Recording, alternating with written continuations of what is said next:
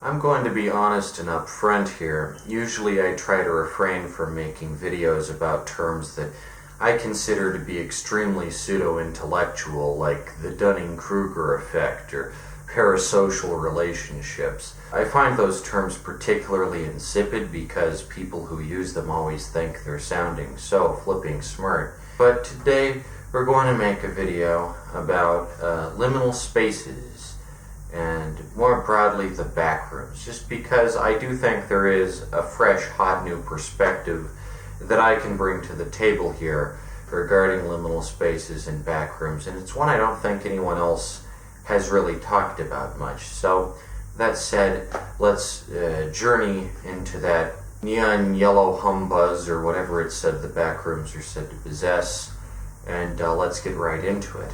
This is dark web. Dude, this is dark web. The Backrooms is, of course, the infamous 4chan post of the empty office building or whatever. While I don't particularly like the Backrooms as a concept, I do think it is very important that for a thriving horror scene we have public domain concepts like the Backrooms, which are etched into our collective consciousness and which we can all take inspiration from and kind of use to further our own ideas. Nonetheless, I do think the Backrooms is problematic in some aspects of storytelling, particularly the concept of no clipping out of reality. I think this is a concept specifically designed to appeal to gamers or schizophrenics who believe that we're living in a computer simulation. Given that that's not my particular worldview and that I ascribe to more Descartian type philosophy, I for one don't believe that we're living in a computer simulation. I believe the Backrooms is a kind of wish fulfillment for people who do wish life was just a video game and that they could no clip out of reality like Mario no clipping into the Mushroom Kingdom, but unfortunately the real world isn't Mario Land. So in that regard, the Backrooms is somewhat cringy, as it seems mostly to be a kind of wish fulfillment for gamers, and as I've discussed before, and I surely will discuss again, gaming is cringe, yo, to the max. Moving forward, liminal spaces. What exactly are they? Well, I can tell you this much. I encounter about like 10 liminal spaces every day, just walking down the street. There's so many stores that are closed, and you know, they don't have lights on, or they have lights on but the lighting is a little janky. I do find it really tiresome when someone comes across a pseudo-intellectual phrase and then they assume that the pseudo-intellectual phrase applies across the board to everyone, which is a bit presumptuous. For instance, the uncanny valley. When I see a robot that looks like a human, my first response isn't, oh my gosh, is that a human or a robot? Like so many proponents of the uncanny valley claim it would be. I just think, man, that robot designer is shit. Let's make a robot that looks appealing like Robbie the Robot, okay? How I think about things. And it's probably just my autism at work. I tend to have a very rational thought process that doesn't give much room for like abstraction. But everyone who's seen a photo of a liminal space claims to have gone through some kind of deep existential crisis, like this mounting feeling of dread for no reason whatsoever. The way people talk about how they feel when they look at liminal spaces, you'd think they'd have experienced the rapture, and it's like, you know, calm down, dude. It's just a picture of an empty Taco Bell. Like, it's just a picture of an empty Taco Bell. Or Burger King, or Sears, or whatever. While liminal spaces may not be nearly as ubiquitous as they claim to be, they are an interesting example of human suggestibility and fallibility, in that the viewer is given a suggestion beforehand that they will feel an unsettling sense prior to viewing the image, and then when they do view the image they feel an unsettling sense.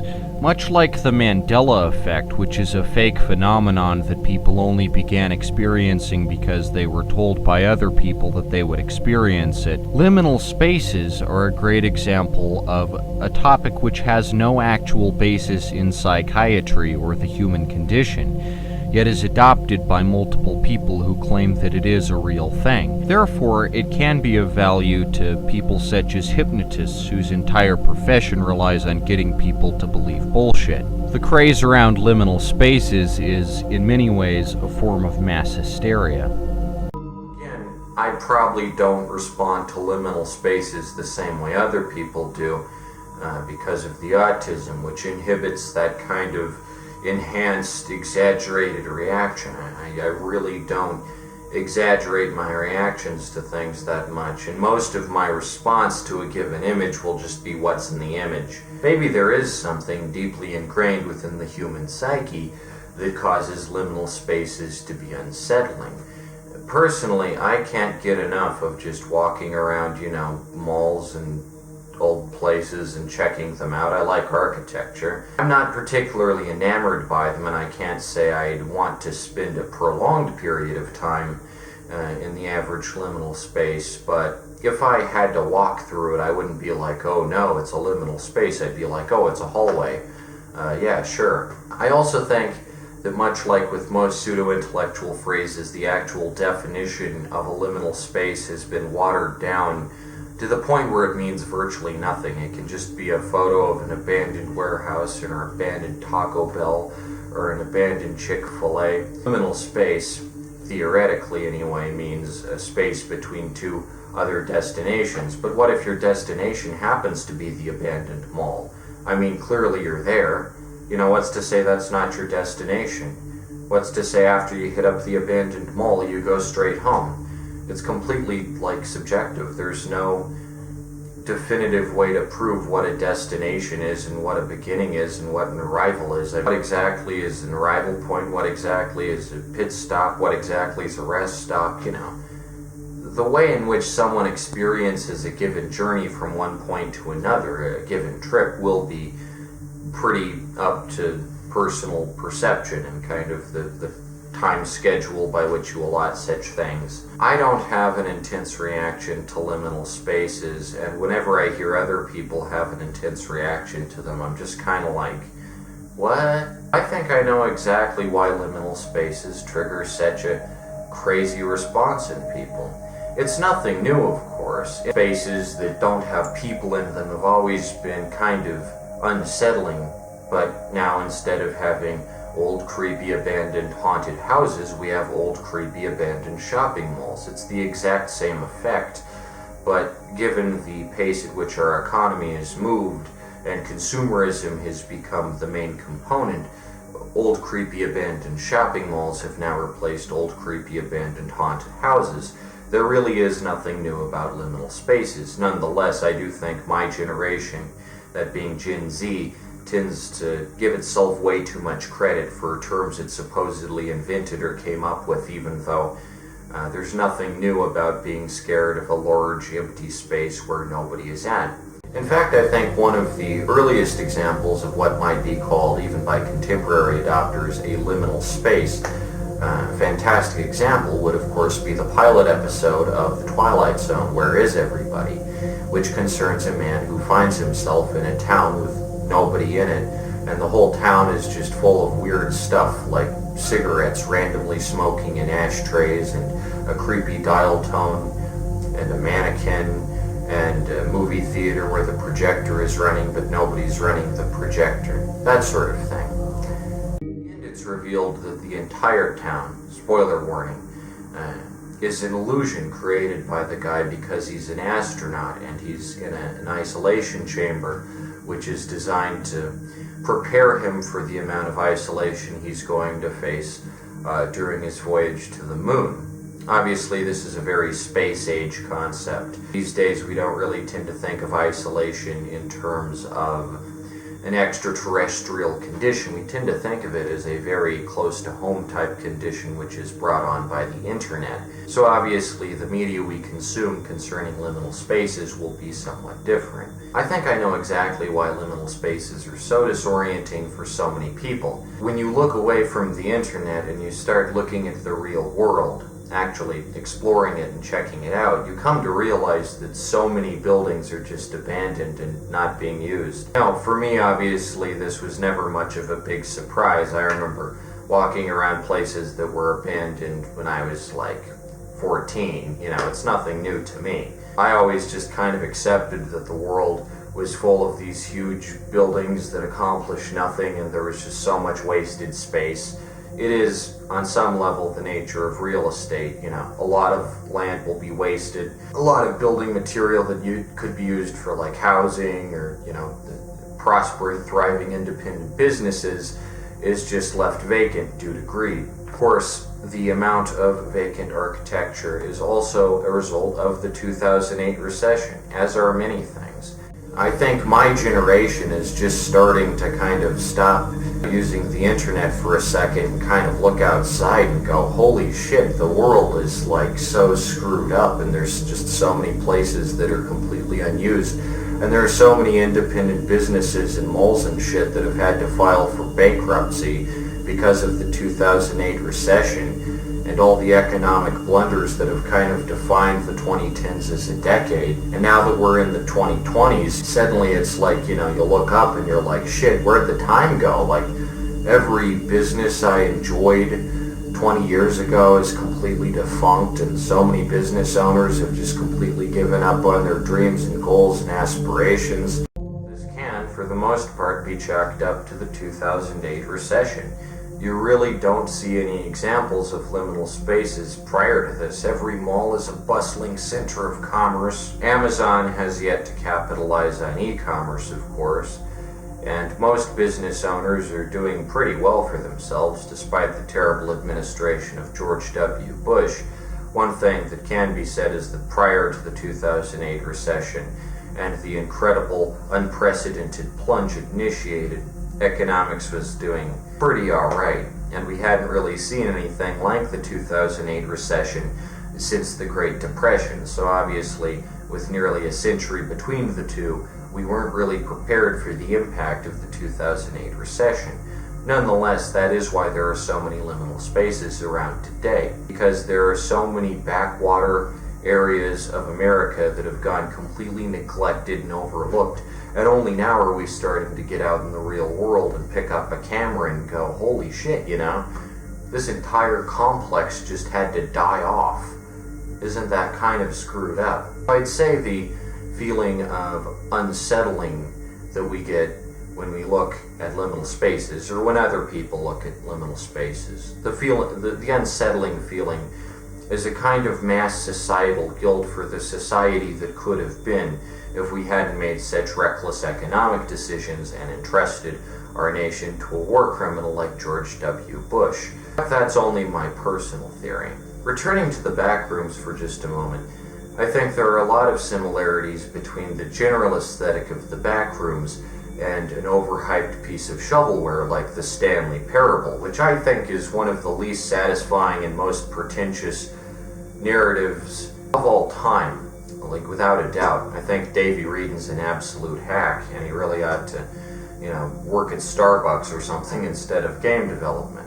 Now, this isn't to say that the Backrooms is as pretentious or as unfulfilling as the Stanley Parable. I do think there is a lot of potential to be had in the Backrooms. Nonetheless, I think that the Backrooms signal a kind of separation between the world of the real and the world of the unreal. The only way we've been exposed to the Backrooms really is via a CGI rendering. And this is unfortunate considering that the original photo of the Backrooms has been analyzed and it's been determined that it's not a CGI rendering. You know, multiple experts in the field have come to the conclusion that it's absolutely a real place. We just don't know where it is. It is difficult to state the amount of disappointment I felt when I learned about the new CGI Backrooms series. An environment like the Backrooms lends itself to a lot of mystery, and all that mystery is stripped away when you see this giant schlocky CGI monster ambling toward the non-existent camera.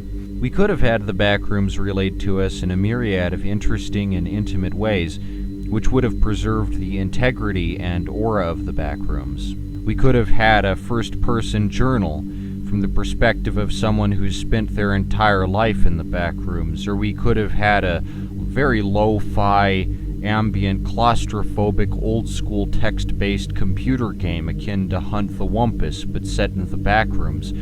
Instead, it's been turned into an overhyped CGI blockbuster. The same exact thing happened to Slender Man with the Slender Man movie, which was equally terrible, and it seems this is the route that every really decent, good internet urban legend that starts out with actual potential goes. People are put off by it, but I'm like, I want to be in the Backrooms. What's the point of having this place which hypothetically could exist, because it basically just looks like, you know, some yellow vacant real estate.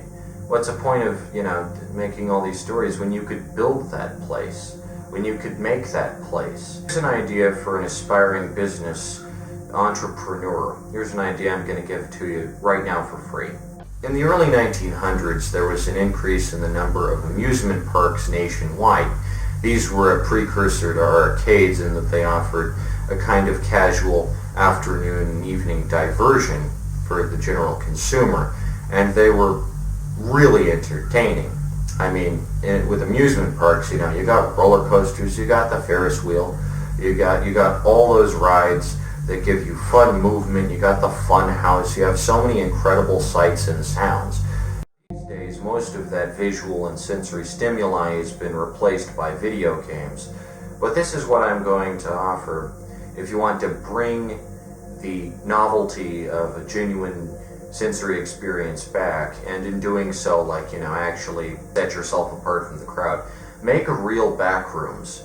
Just make a real Backrooms, you know, just rent some vacant warehouse, dress it up to look exactly like the Backrooms, and, you know, make it giant, make it a big warehouse maze, and then you can just charge people to walk through it. And you can hire some, you know, monsters, you get some animatronics in there. Loads of fun for the whole family. Let's make a fucking Backrooms theme park instead of just making a lame-ass CGI rendering of the Backrooms. You know, let's capitalize on this idea. Let's make something out of it.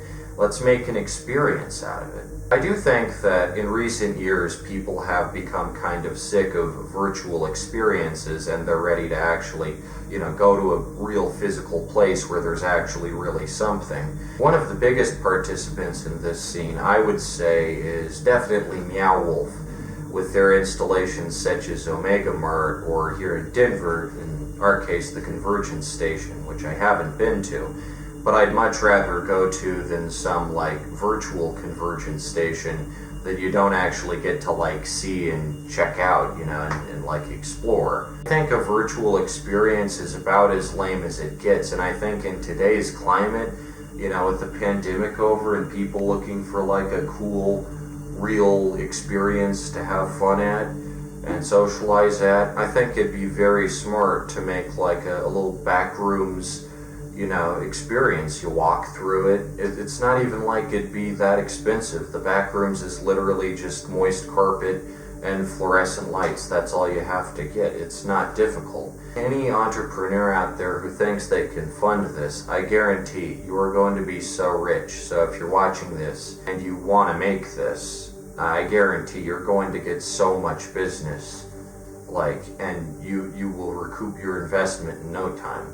But on the other end of the spectrum, of course, are the gamers, and given that the Backrooms is, in many ways, a gaming wish fulfillment fantasy, they are directly opposed to real experiences that are actually fun to walk through and look at, because they invest all their time in a make-believe world with no actual tangible product. Gaming is a form of escapism, but I think we need to confront the brutal reality of the liminal spaces which surround us instead of escaping into them. Here's an idea: instead of just browsing through photos of liminal spaces for hours at a time, go and check some out. Check out your local abandoned parking garages or strip malls. Go have a look at them. Really take it all in. Take in the decaying urban sprawl of America. Check it out. Have a look at it. I guarantee it'll be a much more eye-opening experience than just going onto our liminal spaces or whatever and browsing it for hours and living vicariously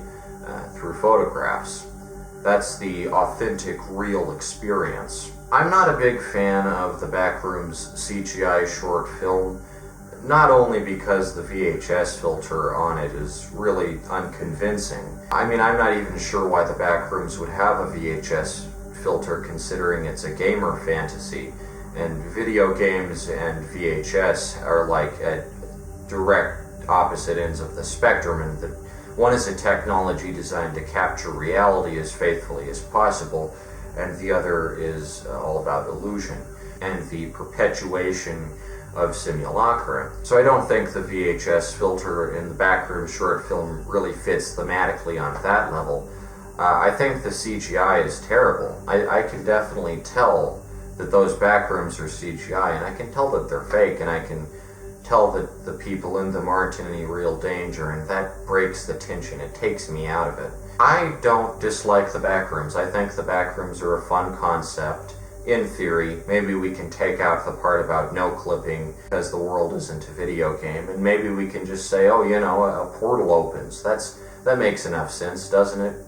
Not everything has to be a reference to a video game, because not everyone's a gamer, am I right? I think we need more than just a 6-minute short film put on YouTube by someone trying to flex their VFX skills. Oh my gosh, you won't believe that I made the Backrooms out of CGI.